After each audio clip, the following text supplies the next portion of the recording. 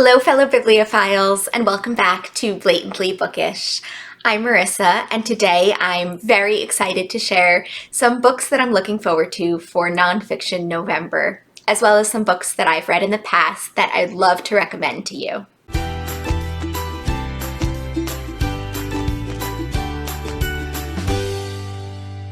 The fall and winter months are just such a fun time to be on BookTube.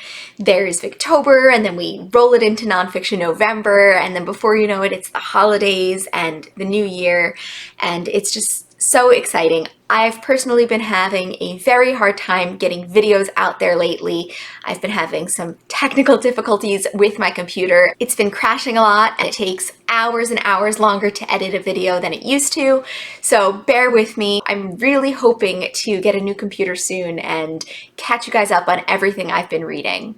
But until then, it takes me a very, very long time to make videos. But on to Nonfiction November. I'm very excited for this year. Thank you to Olive for hosting this, as she always does. It's a wonderful readathon, and she has come up with some prompts for this year. The 4 words for this year are collection, industry, style, and treatment. And so I have a lot of books that fit into those categories, some better than others, as you will see.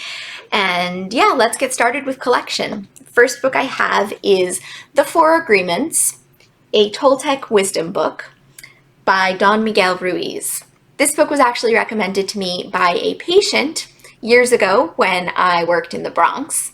And as far as I know, this book is a sort of code of conduct full of Toltec advice and wisdom to be happier, healthier, and experience true freedom, happiness, and love. So I'm excited to pick this one up. It's really slim, and we'll see what kind of advice it has. Next, I have a book that fits into many of the prompts, and that is Conversations on Writing by Ursula K. Le Guin. This is an interview of Ursula K. Le Guin that was published and put into print. And it's about her talking about her writing.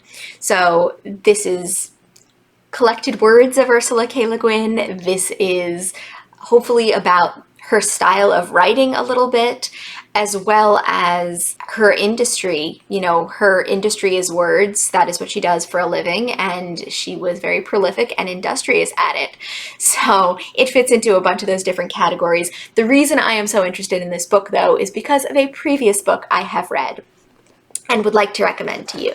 And that book is No Time to Spare by Ursula K. Le Guin. This is a collection of essays where she thinks about aging and she thinks about her life. I read it a while ago. It is hysterical, absolutely hysterical. I've never read anybody who writes like Ursula K. Le Guin, and I haven't read her fiction, but this piece of nonfiction is one that I think of very frequently. She is so witty and creative and talented, and her thoughts just shine through in this piece of nonfiction in a way that I've never experienced before.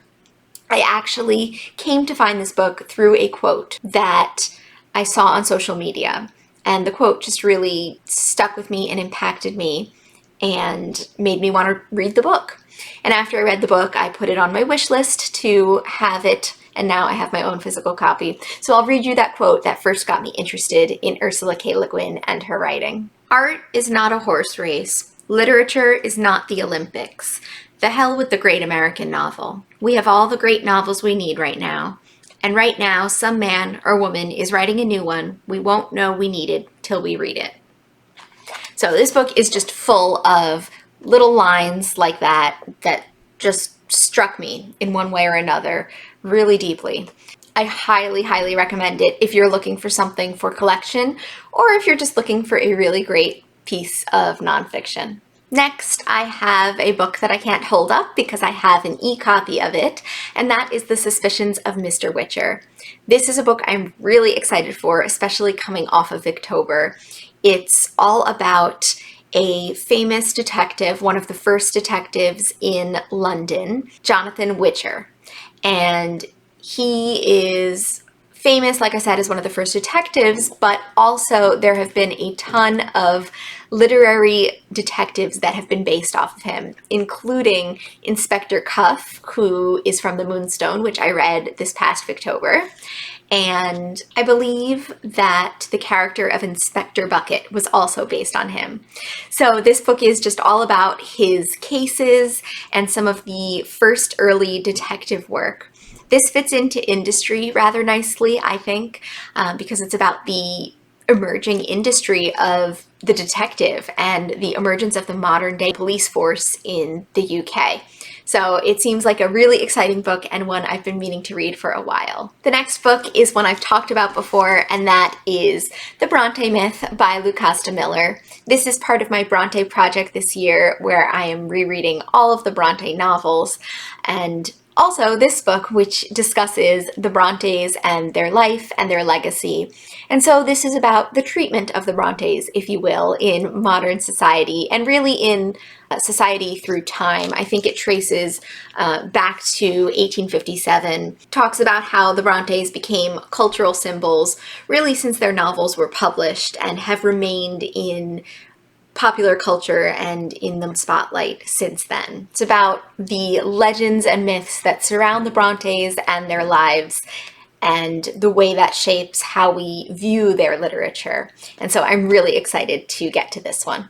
I also picked up 2 books from the library that have to do with the treatment of oneself, and they are also both collections of essays. This book, Wintering: The Power of Rest and Retreat in Difficult Times by Katherine May, is all about what to do when you've been burnt down and knocked out by life, and how to revive yourself, how to hibernate in a sense. And I believe it talks about literature and its reviving power, as well as some other things. I haven't read it yet, so I'm not sure about all of its intimate details, but I've heard some great things about this one and would like to get to it eventually. I might actually put it off until December. It is called Wintering, and it might be a little more appropriate for the dead of winter, you know, to pick up on themes of hibernation, etc. But it is one I do hope to read. And Upstream similarly deals with the treatment of the self. I'll read you the back of the book, which is what really drew me to this book, besides the peaceful cover and Mary Oliver's name, of course. Sometimes the desire to be lost again, as long ago, comes over me like a vapor. With growth into adulthood, responsibilities claimed me, so many heavy coats.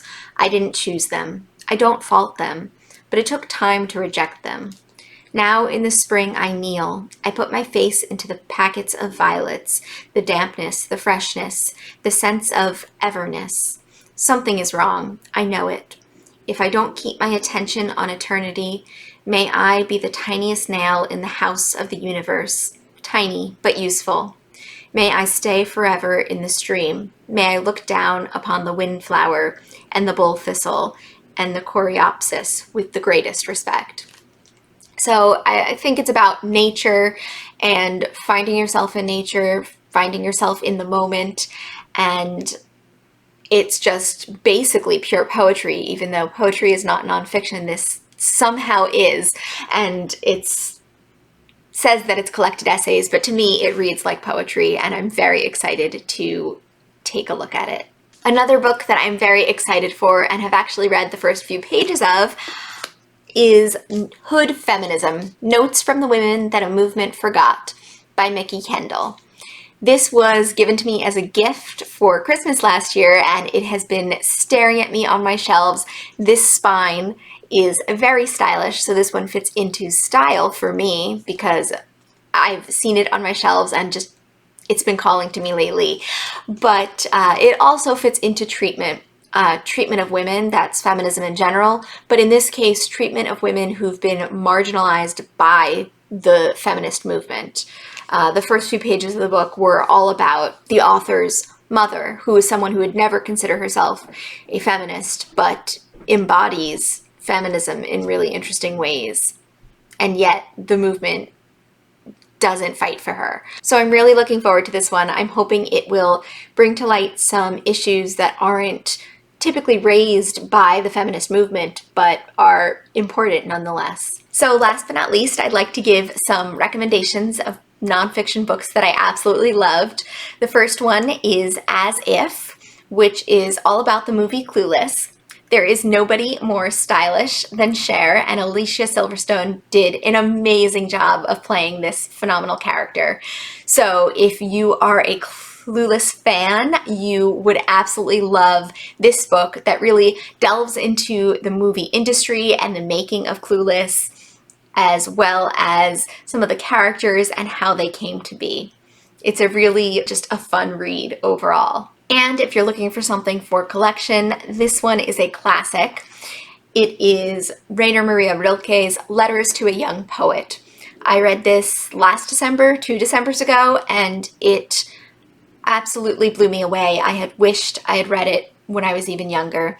It's a collection of letters from the famous poet to a student who has sent him work for review. It's all about art and inspiration and life, and these letters are fantastic. Were written to somebody years and years ago, and yet Rilke sounds like he's speaking directly to you about your own life and your own work. Rilke has some really powerful thoughts about the human condition, and this is well worth a read. I only wish I had gotten to it years and years ago. It's really slim and something that would be easy to squeeze into your TBR.